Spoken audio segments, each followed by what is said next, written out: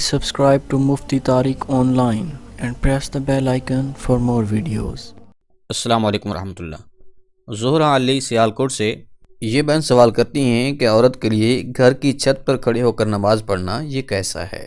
جب کبھی لائٹ نہیں ہوتی تو میں گھر کی چھت پر نماز پڑھ لیتی ہوں، تو اس کے لیے کیا حکم شرع ہے؟ پلیز رہنمائی کر دیجیے۔ دیکھیے، عورت کا گھر کی چھت پر نماز پڑھنا یہ کیسا ہے، تو اس حوالے سے ایک حدیث مبارکہ ہے جس کا مفہوم یہ بنتا ہے کہ عورت کا گھر کے صحن میں نماز پڑھنا مسجد میں جا کر نماز پڑھنے سے افضل ہے، یعنی کہ عورت کے لیے گھر کے صحن میں کھڑے ہو کر نماز پڑھنا یہ افضل ہے بنسبت مسجد میں جا کر نماز پڑھنے سے۔ اور پھر آگے فرمایا کہ گھر کے برآمدے میں نماز پڑھنا یہ صحن میں کھڑے ہو کر نماز پڑھنے سے افضل ہے۔ اسی طرح گھر کے کمرے میں کھڑے ہو کر نماز پڑھنا برآمدے میں کھڑے ہو کر نماز پڑھنے سے افضل ہے، یعنی کہ اس سارے فرمان مصطفیٰ صلی اللہ علیہ وآلہ وسلم کا مقصد یہ ہے کہ عورت اگر چھپ کر نماز پڑھے تو یہ اس کے لیے افضل ہے۔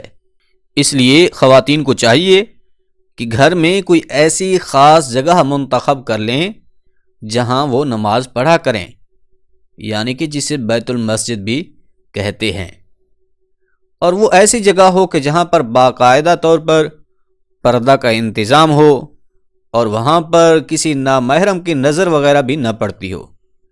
ایسے مقام پر نماز پڑھنا خواتین کے لیے یہ افضل اور بہترین ہے۔ لیکن اگر کوئی ایسی صورتحال پیش آ جائے جس طرح کہ اس بہن نے بتایا ہے کہ اگر لائٹ نہیں ہے، کمرے میں نماز پڑھنا دشواری کا باعث بنتا ہے، پھر اگر چھت پر نماز پڑھ رہے ہیں تو اس وقت اس چیز کا خاص لحاظ رکھنا ہے کہ وہاں پر پردے کا پراپر انتظام ہونا چاہیے، یعنی چھت کی چار دیواری جس طرح ہوتی ہے وہ اگر موجود ہے اور پھر وہ اتنی اونچی ہے کہ وہاں پر کسی نامحرم کی نظر نہیں پڑ سکتی، تو پھر ایسی صورت میں اگر پردے کا انتظام بھی موجود ہے، کسی نامحرم کی نظر بھی پڑنے کا اندیشہ نہیں ہے، تو عورت گھر کی چھت پر بھی نماز ادا کر سکتی ہے۔ لیکن یہ یاد رہے کہ افضل جو ہے وہ پھر بھی گھر کے کمرے میں کھڑے ہو کر نماز پڑھنا ہے عورتوں کے لیے۔ لہذا خلاصہ گفتگو یہ بنے گا کہ اگر چھت پر پردے کا انتظام ہے تو چھت پر بھی نماز پڑھی جا سکتی ہے، بس شرط یہی ہے کہ کسی نامحرم کی نظر پڑنے کا گمان تک بھی ذہن میں نہ آنے پائے۔ امید ہے بات سمجھ آ گئی ہوگی۔ اللہ کریم عمل کرنے کی توفیق بخشے۔